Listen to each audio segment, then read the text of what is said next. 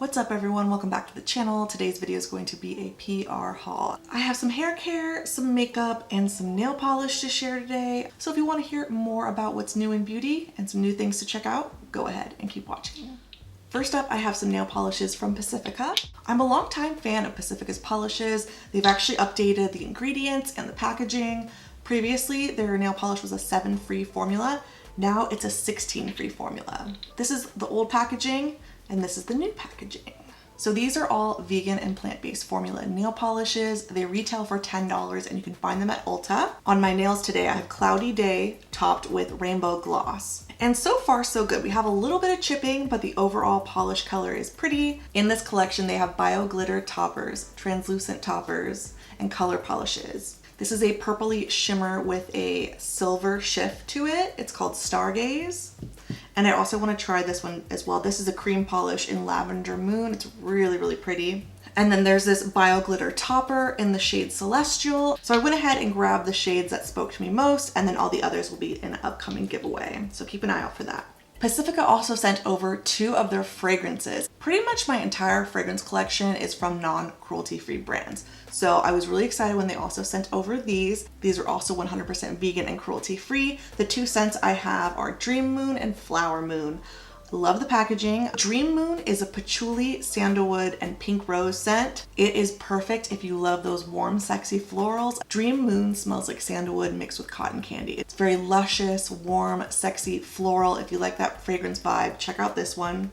The other one is Flower Moon. It's jasmine, peach, and vanilla. That's the one I'm wearing today. You get a ton of jasmine in this one. The peach is a little more subtle and the vanilla is kind of the finish. Really, really great price point for the 1 fluid ounce bottle. It's $26.99. You can find it at Target. I need to test these a bit more when it comes to longevity and layering, but so far so good. These smell incredible. These are a little bit different than the other fragrances I've seen them do in the past, which are a little more one-dimensional, like their Tahitian vanilla roll-on fragrance. So stay tuned to hear my thoughts on these once I test them out a little more thoroughly.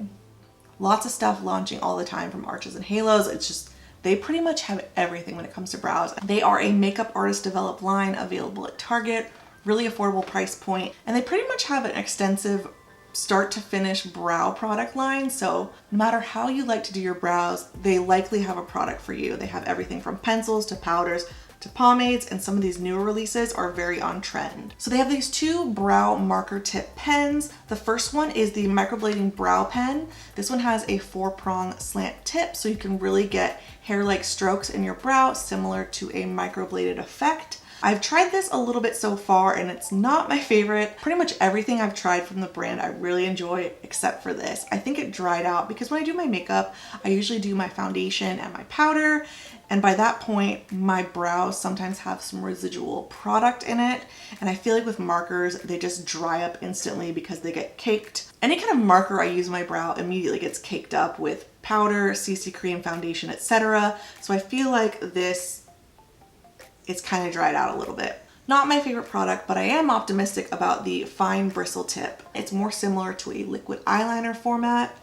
So I will give this a try. This one seems a little more wet when you open it up, so maybe I'll have some better luck with that. So then they have these other like brow fortifying products. They have a brow growth serum. I actually have that upstairs in my bathroom. I'll be trying that next. And they also have this brow building conditioning primer. Apply it on, let it dry fully, and then go in with your favorite brow product. So this is supposed to add texture and grip before adding a color product. So I'm gonna try this out and let you guys know. And finally, we have the Brow Hero Tint Kit. I've actually never used one of these before, but it's supposed to last up to 72 hours for vibrant, lasting color.